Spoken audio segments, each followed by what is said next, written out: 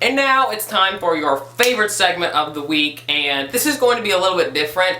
It's going to be more of a facts thing more than a do you know the answer to that question. So, fun facts with me, the Devotional Kid, aka Alex. Did you know that sloths move so slow that algae actually grows on them after a while? It's true.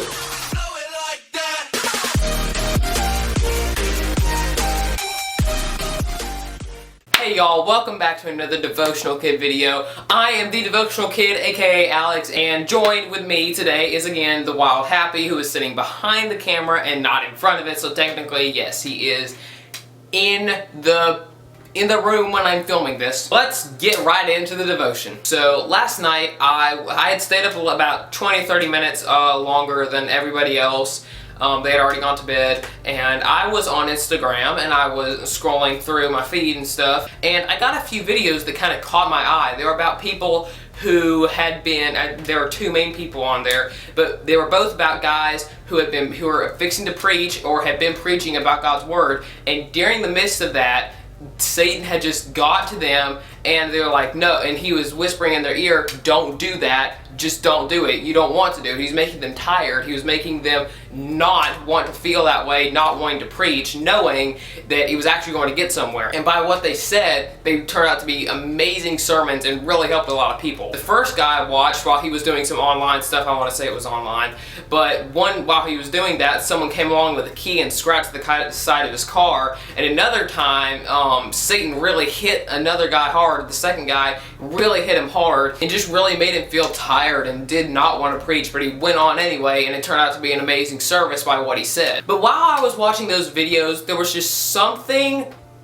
there that just was not right. I could not tell what it was. I couldn't tell if it was spiritual or if it was like something actually physical or like something I really didn't feel it, but I could all at the same time, if you get what I mean. So after watching those videos, I went to bed, and I got up this morning, and I started reading my Bible, and I opened the Bible. I felt like I needed to read Revelation. I've started getting into Revelation some, and so this morning I read from the book of Revelation 5, and the chapter of it in my Bible is the Lamb opens the scroll, or Jesus opens the scroll in a way, or what I got out of it. So as I started reading this morning, everything was fine, and then they started talking about, I think it was God getting this scroll with 7 seals on it. At least someone who was worthy could break the seals and read what it said. So as I was reading this, I think it gets the main point of it is Jesus is worthy, and he was able to read the scroll, open the scroll, break the 7 seals, and it started right here at verse 8. It kind of started to, something happened right here at verse 8.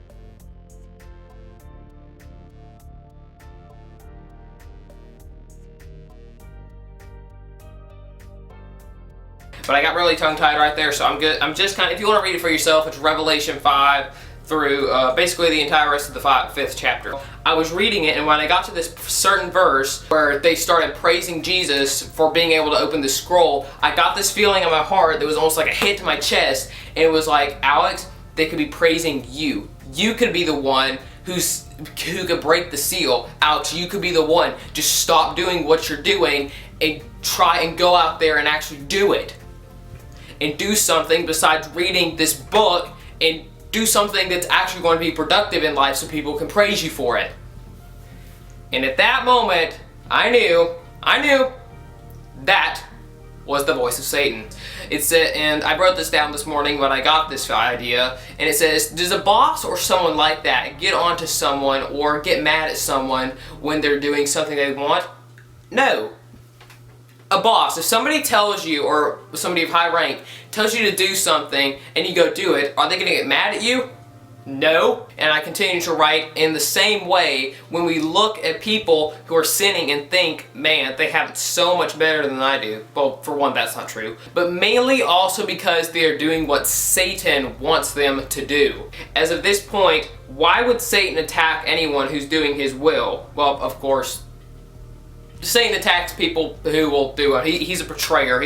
He'll do anything he wants. So just kind of keep it in the back of your mind.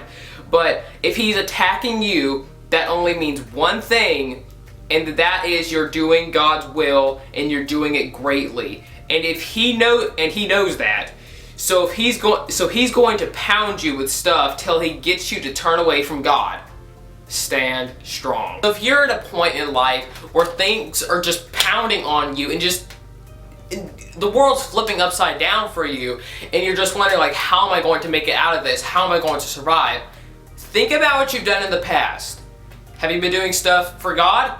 Well, there's one thing that might be happening. Satan might be trying to get a hold of you, and he might be trying to give you a good one. Satan doesn't stop for anything if he knows he could have someone to do his will. But vice versa, it's the same exact way for God. He will not stop chasing after you, no matter what you've seen, said, done, all that stuff.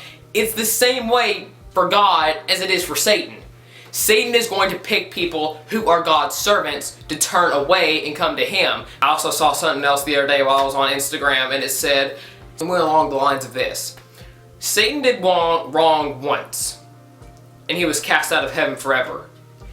We do wrong things every single day, more times than you can count, yet God still forgives us and loves us. In a way, life is almost a revenge story for Satan. Satan is trying to take every last thing away from God, including us, to try and break his heart, because he's giving us second chances and Satan never got another second chance. So if you're out there today and you have been pounded with stuff, wondering how much longer is it going to go on, and you've been doing stuff for God and you're wondering, is it worth it, is it not? We're not doing this for now, we're doing this for later. So to wrap this whole thing up, the main point of today's thing is, as long as you're doing God's work, Satan is going to pound you with stuff, as whether it's breaking your favorite pencil or whether it's your best friend getting killed in a car accident. He's going to throw every last little and big thing at you whenever he gets the chance, as long as you're following God and not doing things for him.